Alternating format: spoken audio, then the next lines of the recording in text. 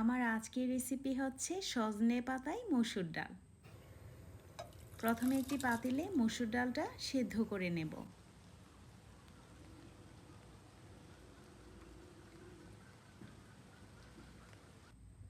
ডাল সেদ্ধ হয়ে গেছে, এখন দিয়ে দিলাম স্বাদমতো লবণ ও হাফ চামচ হলুদের গুঁড়া। তারপর একটু নেড়ে চেড়ে সব কিছু একসাথে মিশিয়ে নিলাম। এই পর্যায়ে এসে দিয়ে দিলাম সজনে পাতা। আবারও একটু নেড়ে চেড়ে সব কিছু একসাথে মিশিয়ে নিচ্ছি। এখন ঢাকনা দিয়ে ঢেকে 5 মিনিটের মতো সজনে পাতাটা সেদ্ধ করে নেব। তো আমার সজনে পাতা সেদ্ধ হয়ে গেছে, এখন দিয়ে দিলাম 5-7টা কাঁচামরিচ। এখন একটি কড়াই তেল গরম হয়ে গেলে দিয়ে দিলাম 2-3টা শুকনা মরিচ। তারপর দিয়ে দিলাম রসুন কুচি ও পেঁয়াজ কুচি।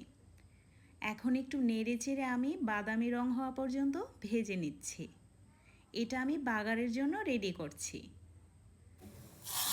এখন বাগার দিয়ে দিলাম, তারপর আবারও সব কিছু একসাথে নেড়ে চেড়ে মিশিয়ে নিচ্ছি। আমার সজনে পাতায় মসুর ডাল রান্না হয়ে গেছে। ভিডিওটি যদি আপনাদের ভালো লেগে থাকে লাইক ও কমেন্ট করতে ভুলবেন না। ধন্যবাদ সবাইকে।